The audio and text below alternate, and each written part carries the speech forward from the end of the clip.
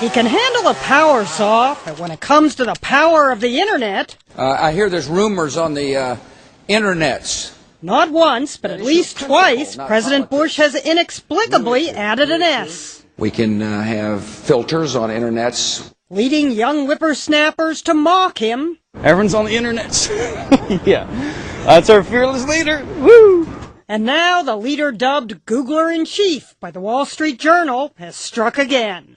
During a CNBC interview, the president was asked if he ever Googles. Occasionally, and one of the things I've used on the Google is to pull up maps. The Google? It may be petty, but the Google had techno geeks agog. I wonder on which one of the internets he uses the Google, posted one. He was just referring to it as the Google, like the Donald.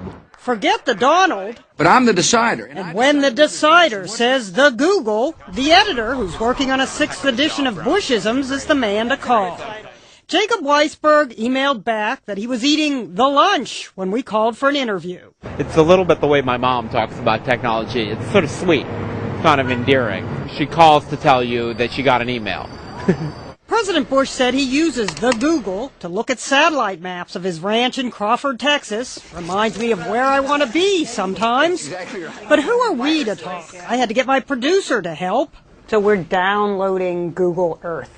We're not sure if the president did this or knows how to do this. I don't know how to do this. Next thing you know, we were zooming in on 1600 Pennsylvania Avenue. You practically can see him in there. He's on the internets. Now, I'm no fan of the internets. Comedians and internet wags have immortalized the internets. I hear there's rumors on the internets. As for the Google, the company says it's flattered. He can call it whatever the heck he wants to call it.